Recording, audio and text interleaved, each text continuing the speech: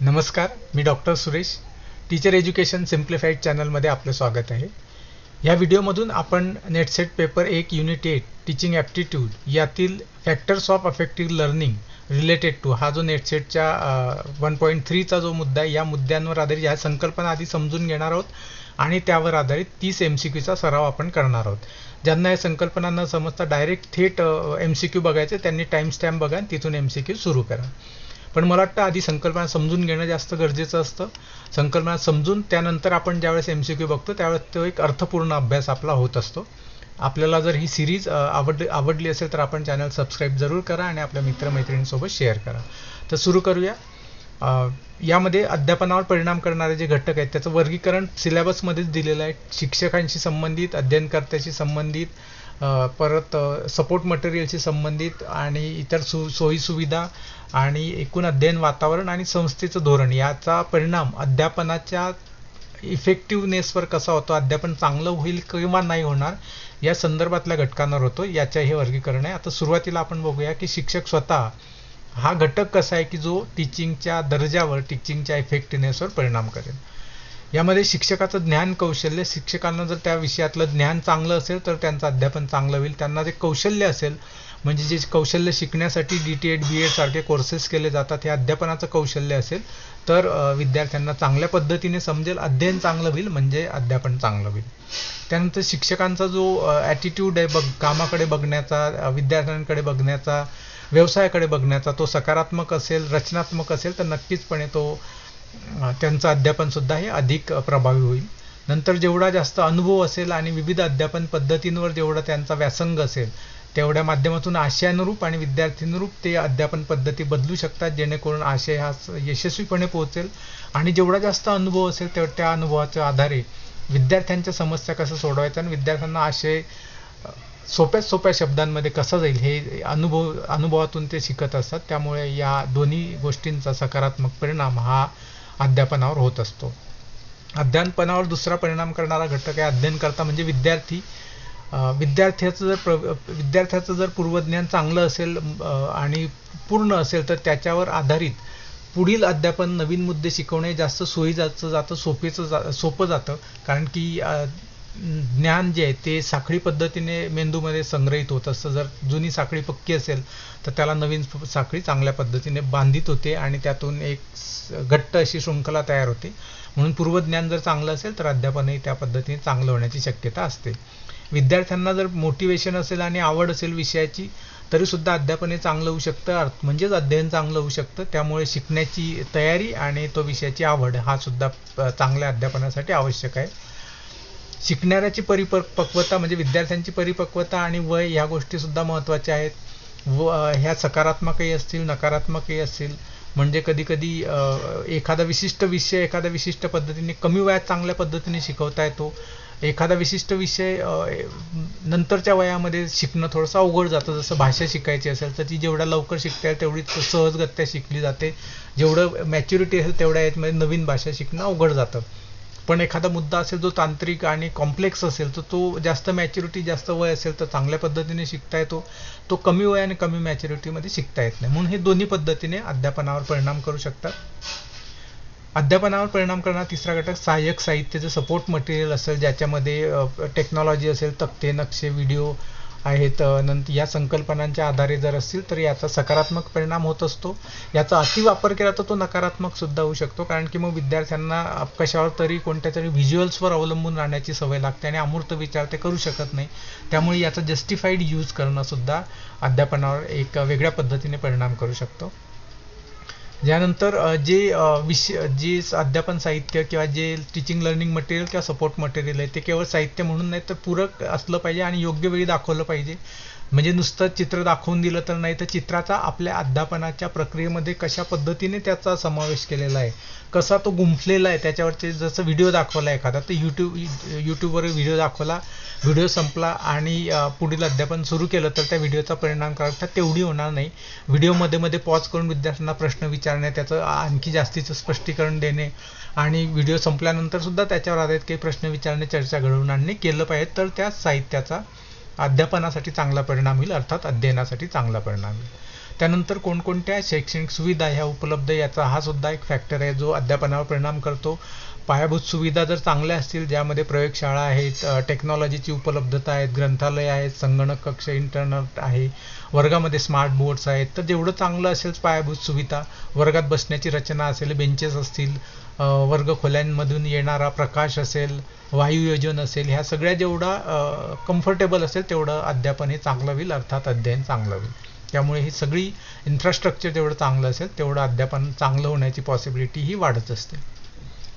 अध्ययनाचं जे वातावरण आहे ते वर्गात त्याचा सुद्धा परिणाम होत असतो. सामाजिक आणि मानसिक वातावरण, वर्गातील वातावरण कशा पद्धतीने ठेवलेलं आहे, जिथे अध्ययन करते प्रश्न विचारू शकतील, लोकशाही पद्धतीने आणि रिस्पेक्ट केला जाईल, त्यांना जज केलं जाणार नाही, त्यांच्या प्रश्नांवर मूर्ख म्हणून किंवा अविचारी म्हणून हसलं जाणार नाही, त्यांचे चुकीचं उत्तर जिथे ॲक्सेप्ट केले जातील, जिथे वर्गातील जो शांत बसतो त्याला सुद्धा बोलावं असं वाटेल असं वातावरण असेल तर निश्चितपणे अध्यापन हे जास्त चांगलं होईल.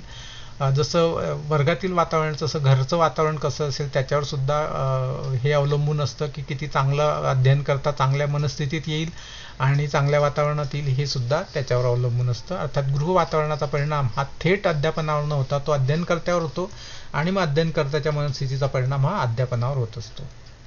शेवटचा जो मुद्दा या ठिकाणी सांगितला तो आहे संस्थात्मक घटक. संस्थेमध्ये किती चांगल्या पद्धतीचं वातावरण आहे, शिक्षकांना स्वातंत्र्य आहे, पाठबळ आहे, त्यांचं सेवातंत्र प्रशिक्षण केलं जातं, त्यांना योग्य ते पगार वेळेत दिला जातो, योग्य ज्या ज्या सोयी सुविधा नियमानुसार अपेक्षित त्या सगळ्या दिल्या जात असतील तर निश्चितपणे त्या ठिकाणी अध्यापनाचा दर्जा चांगला राहण्यास मदत होत असते.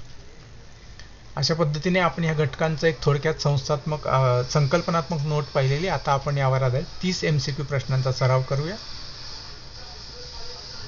प्रश्न 1. प्राध्यापक वर्गात अत्यंत क्लिष्ट संकल्पना सोप्या करून सांगतात, परंतु अध्ययनकर्त्याच्या शंकांचे निरसन करताना ते चिडतात. इथे शिक्षकाशी संबंधित कोणता घटक अध्यापनावर नकारात्मक परिणाम करत आहेत? इथे आहे की संवेगात्मक परिपक्वता आणि वृत्ती याचा परिणाम करतोय, म्हणजे ते इम्पल्सिव्ह आहेत, त्यांना नियंत्रण करता येत नाही शिक्षकांना स्वतः, त्याच्यामुळे ह्या घटकामुळे तिथे अध्यापनावर नकारात्मक परिणाम होतोय. प्रश्न 2. वर्गात एका अध्ययनकर्त्याला नवीन घटक शिकताना खूप अडचणी येत आहेत कारण त्याचे त्या विषयाचे प्राथमिक नियम स्पष्ट नाहीत. हा परिणाम खालीलपैकी कोणत्या घटकाशी संबंधित आहे? तर अध्ययनकर्त्याचं पूर्वज्ञान पुरेसं नसल्यामुळे पुढचे नियम त्यांना स्पष्ट होण्यास अडचणी येत आहेत. प्रश्न 3. एका महाविद्यालयात उत्तम प्रयोगशाळा आणि ग्रंथालय आहे, परंतु शिक्षकांना नवीन तंत्रज्ञान वापरण्याचे प्रशिक्षण न दिल्यामुळे या सुविधांचा वापर होत नाही. तेथे प्रामुख्याने कोणत्या 2 घटकांमधील समन्वयाचा अभाव दिसून येतो? तर उत्तर आहे बी. शैक्षणिक सुविधा आणि शिक्षक कौशल्य या सुविधेचा अभाव दिसून येतो. हे आपल्याला लॉकडाऊनमध्ये बऱ्याचदा अनुभव लक्षात आला की ऑनलाईन मीटिंग घ्यायची आहेत तर ऑनलाईन मीटिंगसाठीचे प्लॅटफॉर्म उपलब्ध करून देण्यात आले, पण त्याच्यासाठीचं पुरेसं प्रशिक्षण शिक्षकांना न दिल्यामुळे काही ठिकाणी बरेचसे तांत्रिक अडचणी आणि वर्गशिस्तीचे अडचणी ह्या उद्भवल्या होत्या. प्रश्न 4. एखाद्या वर्गात अध्ययनकर्ते भीतीपोटी प्रश्न विचारत नसतील तर अध्यापनावर परिणाम करणारा कोणता घटक येथे बाधित झालेला आहे? अर्थात इथे भयरहित आणि लोकशाही वातावरण हे आदर्श अध्ययन वातावरण मानले जाते, त्यामुळे या ठिकाणी सी. अध्ययन वातावरण हा घटक येथे बाधित झालेला आहे. व्यवस्थापनाने शिक्षकांवर प्रशासकीय कामांचा अतिभार टाकल्यामुळे शिक्षकांना तासिकांच्या तयारीसाठी वेळ मिळत नाही. हा घटक हा कोणत्या घटकाचा अध्यापनावर झालेला परिणाम आहे? तर अर्थात संस्थात्मक घटक आहे. व्यवस्थापनाने शिक्षकांवर अतिरिक्त दुसरे कामं टाकल्यामुळे त्यांना अध्यापनासाठी अडचणी निर्माण होत आहे. 6. ऑनलाईन अध्यापनादरम्यान शिक्षकांनी PPT वापरली, परंतु त्यावर मजकूर अतिशय लहान आणि अस्पष्ट होता, यामुळे अध्ययनकर्त्यांचे लक्ष विचलित झाले. येथे दोष कशामध्ये आहे? इथे याचं उत्तर आहे बी. सहाय्यक साहित्याच्या गुणवत्तेत त्याची गुणवत्ता हवी तशी मानकांना अनुसरण नसल्यामुळे त्यांनी PPT विद्यार्थ्यांना ती आकर्षित करू शकली नाही, त्यामुळे इथे सहाय्यक साहित्याशी संदर्भात हा दोष निर्माण झालेला आहे. 7. एकाच वर्गातील 2 अध्ययनकर्त्यांपैकी एकाला कौटुंबिक कलहामुळे अभ्यासात लक्ष केंद्रित करता येत नाही, तर दुसरा अध्ययनकर्ता शांत वातावरणात उत्तम कामगिरी करतो. हा फरक कोणत्या घटकांमुळे आहे? तर या ठिकाणी याचं उत्तर आहे अध्ययनकर्त्याचे सामाजिक आणि मानसिक वातावरण याचा अध्ययनावर निश्चित परिणाम होत असतो. 8. नेट परीक्षेची तयारी करत असताना स्वाती केवळ व्याख्याने ऐकण्याऐवजी स्वतः नोट्स काढते आणि सराव प्रश्न सोडवते. ती अध्ययनकर्त्याशी संबंधित कोणत्या तत्वाचा वापर करीत आहे. या ठिकाणी ती स्पष्टीकरण आहे. अध्ययनकर्त्याचा सक्रिय सहभाग आणि अध्ययन अध्यापनातील प्रक्रिया दृढ करतो, याचा अर्थ उत्तर बी आहे, जिथे सक्रिय सहभाग आहे आणि प्रेरणा आहे आणि प्रेरणा असल्यामुळे तिचा सक्रिय सहभाग त्या ठिकाणी दिसतोय. 9. महाविद्यालयाचे प्राचार्य दरमहा शिक्षकांच्या बैठका घेऊन त्यांच्या अडचणी समजून घेतात आणि उपक्रमांना संधी देतात. याचा अध्यापनावर काय परिणाम होईल. तर याचा निश्चितपणे अध्यापनाचा दर्जा सुधारेल, कारण संस्थात्मक पाठबळ असेल तर निश्चितपणे शिक्षक जे आहेत ते अधिक वेगवेगळे प्रयोग करू शकतात आणि त्यासाठीचं लागणारं आर्थिक आणि इन्फ्रास्ट्रक्चरचं पाठबळ हे संस्थांतर्फे मिळत असते.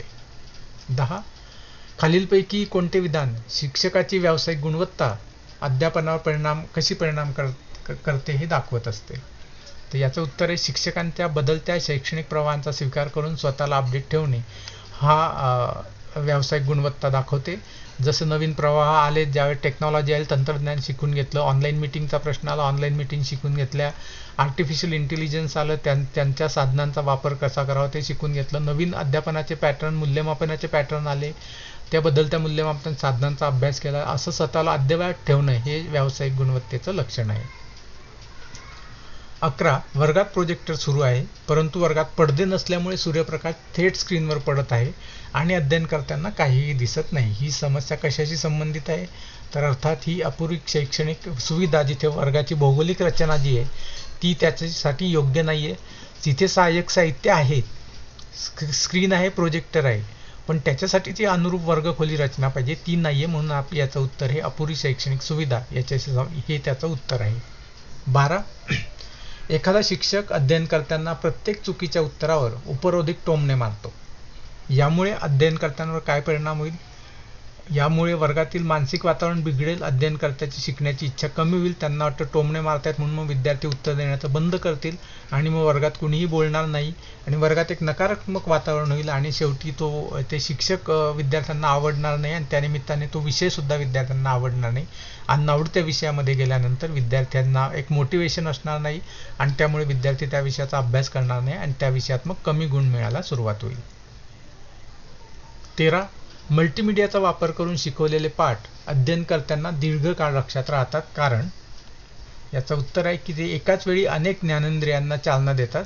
कारण मल्टीमीडिया आहे, त्याच्यामुळे ऑडिओ आहे, व्हिज्युअल आहेत. नुसतं पुस्तक वाचण्यापेक्षा निश्चितपणे ऐकायला आवडतं, नुसतं ऐकण्यापेक्षा व्हिडिओ बघायला आवडतं. व्हिडिओ कोणत्याही माध्यमातून असेल तर तो आवडतोच, कारण त्यामुळे एकाच वेळी अनेक ज्ञानेंद्रिय हे संचलित होत असतात. 14. अध्ययनकर्त्याची परिपक्वता हा घटक अध्यापनावर कसा परिणाम करतो. तर अध्ययनकर्त्याची मानसिक व शारीरिक वयानुसारच अध्यापन पद्धतीची निवड करावी लागते. त्याप्रमाणे त्यांचं त्या वयानुसारच पेडागॉजी वापरायची का अँड्रागॉजी वापरती हे ठरवता येतं. त्यांना अध्ययन अनुभव कोणते द्यायचे, त्यांना जे प्रश्न विचारायचे त्या प्रश्नाचा स्तर कोणता असला पाहिजे हे सुद्धा त्यांच्या वयाप्रमाणे आणि शारीरिक मानसिक वयाप्रमाणे ठरत असते. म्हणून अध्यापनाची दिशा निश्चित करण्यासाठी अध्ययनकर्त्याची परिपक्वता ही शिक्षकांना माहिती असणं गरजेचं असतं. 15. एखाद्या संस्थेमध्ये प्राध्यापकांना संशोधनासाठी आणि नवीन प्रयोग करण्यासाठी पूर्ण स्वातंत्र्य दिले जाते. हा संस्थात्मक घटक कुणाला प्रवृत्त करतो. तर हा शिक्षकांच्या अध्यापन कौशल्याने आणि गुणवत्तेला निश्चितपणे परिणाम करत असतो, त्याला प्रवृत्त करत असतो.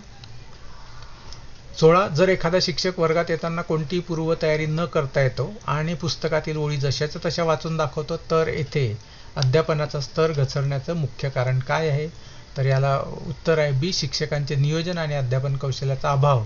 कारण की जर त्यांना आशय माहिती नसेल तर त्यात नियोजन करता येणार नाही. नियोजन न केल्यामुळे आपल्या अध्यापन कौशल्याचा त्यांना वापर त्या ठिकाणी करता येणार नाही. 17. वर्गात बहुतांश अध्ययनकर्ते हे ग्रामीण पार्श्वभूमीचे आहेत आणि शिक्षकाने पूर्ण लेक्चर अत्यंत क्लिष्ट इंग्रजीत दिले, ज्या ठिकाणी विद्यार्थ्यांना इंग्रजी समजत नाही असं या ठिकाणी या उदाहरणात गृहीत धरलेलं आहे. या ठिकाणी आपण असं वाचूया की वर्गात बहुतांश अध्ययनकर्ते हे ग्रामीण पार्श्वभूमीचे आहेत आणि ज्यांना इंग्रजीमध्ये गती नाही, अशा ठिकाणी शिक्षकांनी संपूर्ण लेक्चर इंग्रजीमध्ये दिलं, ज्यामुळे अध्ययन करताना काहीच समजलं नाही. तेथे शिक्षकांनी कोणत्या घटकाचा विचार केला नाही, त्यांनी अध्ययनकर्त्याची पार्श्वभूमी आणि भाषिक स्तर याचा विचार केला नाही आणि त्यांनी ज्या विद्यार्थ्यांना जी भाषा समजते, ज्या भाषेत ते अवगत आहेत ते भाषा न देता त्यामुळे तिथे अध्ययनकर्त्याच्या त्यांना अडचण लक्षात आली आणि त्यामुळे त्यांनी अध्ययन करताना व्यवस्थित समजून घेतलं नाही, हा या ठिकाणी मुद्दा आहे. खालीलपैकी कोणते विधान हे सहाय्यक साहित्याचा योग्य वापराचे समर्थन करते? संपूर्ण तासभर व्हिडिओ दाखवणे, पाठ्याचे उद्दिष्ट साध्य करण्यासाठी आवश्यकतेनुसार साधनांचा वापर करणे, महागडी साधनं वापरणे किंवा पुस्तकातील चित्र न दाखवणे. यासाठी पाठाचे उद्दिष्ट साध्य करण्यासाठी आवश्यकतेनुसार साधनांचा वापर करणं हे जास्त महत्त्व आहे. केवळ वर्गात आहे टेक्नॉलॉजी म्हणून ती वापरायची, म्हणजे काही जण पुस्तकाचे फोटो काढून ते डिस्प्ले करायला लागले, तर त्यापेक्षा पुस्तक वाचणं हे जास्त विद्यार्थ्यांना सोयीचं आहे. म्हणून या ठिकाणी हे उत्तर बरोबर आहे. NCF 23 मध्ये सुद्धा AIचा वापर, टेक्नॉलॉजीचा वापर कशा किती पद्धतीने केला जावा या संदर्भातल्या मर्यादा आणि गाईडलाईन ह्या दिलेल्या आहेत, त्या जरूर आपण वाचा. 19 स्मार्ट क्लासरूम हा घटक अध्यापनावर परिणाम करणाऱ्या कोणत्या वर्गात मोडतो? तर स्मार्ट क्लासरूम हा शैक्षणिक सुविधा याच्यामध्ये मिळतो, कारण ती एक फॅसिलिटी आहे ज्यामध्ये स्मार्ट बोर्ड असतील, प्रोजेक्टर्स असेल, इंटरनेट असेल. 20 एका वर्गात खूप गोंगाट आहे कारण वर्गाच्या शेजारीच महामार्गाचे काम सुरू आहे. हा आवाज अध्ययनात अडथळा आणतो. हा कोणत्या घटकाचा दोष आहे? तर या ठिकाणी उत्तर आहे बाह्य भौतिक वातावरण हे वर्गात अध्ययनामध्ये अडथळा आणत आहे. शिक्षकांची स्वकल्पना, सेल्फ कॉन्सेप्ट आणि आत्मविश्वास अध्यापनावर कसा परिणाम करतो? याचं उत्तर आहे आत्मविश्वास असेल शिक्षकांमध्ये तर ते वर्गात प्रभावीपणे आणि ठामपणे विषय मांडू शकतात. हा आत्मविश्वास येण्यासाठी एकतर आशयाचं ज्ञान असणं गरजेचं आहे, अध्यापनाच्या कौशल्यावर विश्वास असला पाहिजे आणि विद्यार्थ्यांची मानसिकता लक्षात आली पाहिजे. ज्यावेळेस आपण हा आशय प्रभावी पद्धतीने विद्यार्थ्यांपर्यंत पोहोचू शकतो, हा आत्मविश्वास येतो, त्यावेळेस आपोआपच अध्यापन हे प्रभावी होतं आणि अध्ययनसुद्धा अर्थात प्रभावी होतं. 22 अध्ययनकर्त्यांची अध्ययनशैली, लर्निंग स्टाईल ही आपण बघितलेली आपल्या व्हिडिओमध्ये. पाहिलं नसेल तर तुम्ही या आधीच्या व्हिडिओमध्ये बघा, त्या सिरीजमध्ये आपण या स्पष्ट केलेल्या आहेत. अध्ययनकर्त्याची अध्ययनशैली भिन्न असणे हा अध्यापनावर परिणाम करणारा कोणाशी संबंधित घटक आहे? तर हा अध्ययनकर्त्याशी संबंधित आहे, कारण काही अध्ययनकर्ते हे ऐकून चांगल्या पद्धतीने शिकतात, काहींना दृश्य चांगलं समोर असेल, व्हिज्युअल्स एड्स म्हणून चांगल्या पद्धतीने शिकतात, काही जणांनी कृती करायला लावलं तर ते चांगल्या पद्धतीने शिकत असतात. 23 महाविद्यालयाने प्रत्येक वर्गात वायफाय दिले आहे, परंतु अध्ययनकर्त्यांनी त्याचा वापर अभ्यासाऐवजी करण्यासाठी सोशल मीडियासाठी सुरू केला. येथे काय आवश्यक आहे? सुविधा पूर्णपणे बंद करायचा, सुविधा योग्य वापर करण्यासाठी अध्ययनकर्त्याचे संनियमन आणि शिक्षकांचे नियंत्रण तिथे ठेवायचे, का संस्थेने फी वाढवायची, का याकडे दुर्लक्ष करायचे? अर्थात ही सुविधा कशी वापरायची याच्या संदर्भात मार्गदर्शक तत्व द्यायला पाहिजेत आणि त्याच्या मॉनिटरिंगसाठी एक सिस्टीम बसवली पाहिजे की विद्यार्थी निश्चित काय बघतायत. यामध्ये प्रॉक्सी सेटिंग करून काही वेबसाईट या बंद करता येतील, ज्या ब्लॉक करता येतील त्या विद्यार्थ्यांना दिसणार नाही अशा पद्धतीची सोयसुद्धा इथे रेग्युलेशनच्या माध्यमातून करता येईल. 24 जेव्हा एखादी संस्था शिक्षकांसाठी नियमित उद्बोधन वर्ग आयोजित करते तेव्हा संस्था कोणत्या घटकाचा विकास करत असते? तर संस्था ही शिक्षकांच्या व्यावसायिक क्षमतांचा विकास करत असते, ज्या माध्यमातून नवीन प्रवाह जे आलेले आहेत, नवीन सामाजिक प्रवाह असतील, आर्थिक प्रवाह असतील, शैक्षणिक प्रवाह, मूल्यमापनातील प्रवाह, तंत्रज्ञानातील प्रवाह हे सगळे घेऊन ते प्रवाहाच्या आधारे विद्यार्थी समजून, समाज समजून शिक्षक ज्यावेळेस अध्यापन करतील त्यावेळेस त्यांचा जो व्यावसायिक विकास आहे हा निश्चितपणे होत असतात. असं म्हणतात की शाळा किंवा महाविद्यालय ही सुद्धा एक छोटा समाज असतो आणि तो ज्या समाजातून येतो त्या समाजाचे जे नवनवीन प्रवाह आहेत ते शिक्षकांना माहिती पाहिजे, कारण विद्यार्थी वर्गात येताना ते त्यांच्या प्रवाहाच्या प्रभावाखाली येत असतो. ते प्रवाह समजून घेण्यासाठी शिक्षकांची नेहमी सतत व्यावसायिक प्रशिक्षण घेणं हे गरजेचं असतं. 25 वर्गात शिकवताना शिक्षकांना सतत खोकला येत आहे आणि त्यांचा आवाज स्पष्ट ऐकू येत नाही. येथे अध्यापनात अडथळा निर्माण करणारा कोणता वैयक्तिक घटक आहे? तर शिक्षकांचे शारीरिक स्वास्थ्य हा या ठिकाणी अडथळा आहे, कारण त्यांना खोकला येतोय, त्यांची तब्येत बरी नाहीये, म्हणून हा अडथळ्याचा प्रकार आहे. शिक्षकांचे शारीरिक स्वास्थ्य शिक्षकांशी संबंधित हा या कॅटेगरीतील तो घटक आहे. 26 खालीलपैकी कोणते विधान अध्यापनावर परिणाम करणाऱ्या अध्ययन वातावरणाचे अचूक वर्णन करते? या ठिकाणी हे जे बी आहे वर्गातील सामाजिक, भावनिक आणि भौतिक परिस्थिती ज्यामध्ये शिक्षणाची प्रक्रिया घडते त्याला अध्ययनाचे वातावरण असं म्हणतात. सामाजिकमध्ये असं आहे की वर्गामधील एकमेकांचा एकतर पियर रिलेशन जे आहे एकमेकांचे म्हणजे वर्गावर्गात विद्यार्थ्यांचे एकमेकांशी कसे संबंध आहेत, सौहार्दाचे आहेत, बोलणारे आहेत, इंटरॅक्टिव्ह आहेत, आदराचे आहे, मैत्रीचे आहे. तसंच शिक्षक आणि विद्यार्थी यांच्यामधले संबंध कसे आहेत, आदराचे आहेत, समजून घेण्याचे आहे, प्रोत्साहन देण्याचे आहेत. ह्या पद्धतीने सामाजिक भावनिक वातावरण, त्यांना जो विद्यार्थ्यांना जो तिथे प्रत्येकाचा आदर केला जातो, त्यांच्या चुकांना हायलाईट केलं जात नाही, त्यांना लेबल केलं जात नाही, त्यांना तिथे उत्तर देण्याचं वातावरण मिळतं. ही भावनिक परिस्थिती आहे. आणि भौतिक परिस्थितीमध्ये त्यांच्या बसण्याची रचना कशी आहेत, वर्गखोल्या कशा आहेत, वर्गामधील भिंतीचे रंग कोणते आहेत, पंखे आहेत का, AC आहेत का, बेंचेसची दर्जा कसा आहेत, फुटलेले आहेत, चांगले आहेत, नवीन आहेत, लाकडी आहेत, लोखंडी आहेत, या सगळ्या गोष्टींचा परिणाम होत असतो. ह्या सगळ्या प्रक्रियांना मिळून अध्ययनाचे वातावरण असं म्हणत असतात. 27.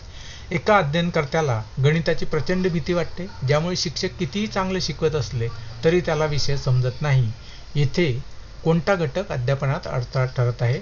तर या ठिकाणी जी ब आहे, अध्ययनकर्त्याची मानसिक वृत्ती आणि अवाजवी भीती, यामुळे त्या अध्ययनकर्त्याला समजत नाही. इथे शिक्षक बघा चांगल्या पद्धतीने शिकवत आहेत तरी सुद्धा याला समजत नाही, कारण त्याच्या मनामध्ये प्रचंड भीती निर्माण झाली. या आधीचे ज्याचे जे गणिताविषयीचे अनुभव असतील, कदाचित त्या अनुभवांमुळे त्याला गणिताची प्रचंड भीती वाटत असतील आणि त्यामुळे त्याच्या वैयक्तिक मानसिक वृत्ती आणि आवाजी भीती असल्यामुळे त्याला तो विषय समजत नाही. म्हणून याचं उत्तर हा बी या ठिकाणी आहे. 28. शैक्षणिक सहली आणि क्षेत्रभेटी हे अध्यापनात कशाचं काम करतात? तर हे एक्सपिरियन्शियल लर्निंगचा भाग आहे. प्रत्यक्ष अनुभवावर आधारित सहाय्यक पद्धती असल्यामुळे या ठिकाणी एक्सपिरियन्शियल लर्निंगचा जो भाग आहे, प्रत्यक्ष अनुभव विद्यार्थ्यांना या निमित्ताने देता येतो. 29. शिक्षकाने वर्गात अतिशय आधुनिक डिजिटल बोर्ड आणला, परंतु त्यांना तो ऑपरेट करता येत नसल्याने अर्धा तास वाया गेला. यावरून काय सिद्ध होते? यावरून हे सिद्ध होते की सुविधेपेक्षा ती वापरण्याचे शिक्षक कौशल्य अधिक महत्त्वाचे आहे. सुविधेपेक्षा म्हणण्यापेक्षा सुविधे इतकेच शिक्षकांना ते कौशल्य महत्त्वाचं आहे. म्हणजे दोन्ही गोष्टी असतात. साधनं असणं गरजेचं पण आहे आणि त्याचा योग्य वापर करणं सुद्धा तेवढंच महत्त्वाचं आहे. त्यासाठी त्यांचं प्रशिक्षण होणं हे गरजेचं आहे. म्हणून साधन आणल्यानंतर संस्थांनी त्यांचं प्रशिक्षण देणं हे गरजेचं आहे. नवीन AI टूल आलेत तर नुसतं AI टूल वापरा सांगून चालणार नाही, तर त्यांचं प्रशिक्षण सुद्धा केलं पाहिजे की AI कसं वापरता येईल आणि त्याच्या संदर्भातली कोणती मार्गदर्शक तत्त्वही असली पाहिजेत. या व्हिडिओमधील शेवटचा प्रश्न, संस्थेची स्वायत्तता शिक्षकांना अभ्यासक्रम लवचिक बनवण्याचे स्वातंत्र्य देते, याचा अध्यापनावर काय सकारात्मक परिणाम होऊ शकतो? तर या ठिकाणी याचं उत्तर बी आहे. शिक्षक अध्ययनकर्त्याच्या गरजेनुसार स्थानिक परिस्थितीनुसार अध्यापनात बदल करू शकतात, आशयात बदल करू शकतात आणि आशयाप्रमाणे अध्यापनात सुद्धा बदल करू शकतात. शिक्षकाला अध्ययनकर्त्याच्या वास्तविक गरजानुसार अध्यापन पद्धतीने अभ्यासक्रमात सकारात्मक बदल करण्याची संधी देत असते. अशा पद्धतीने या व्हिडिओमध्ये 30 प्रश्न आपण पाहिलेले आहेत. व्हिडिओ आवडला असेल तर आपल्या मित्रमैत्रिणींसोबत शेअर करा. चॅनल सबस्क्राईब केलं नसेल तर सबस्क्राईब जरूर करा आणि या पूर्ण सिरीजसाठी नियमितपणे आपलं YouTube चॅनल बघत राहा.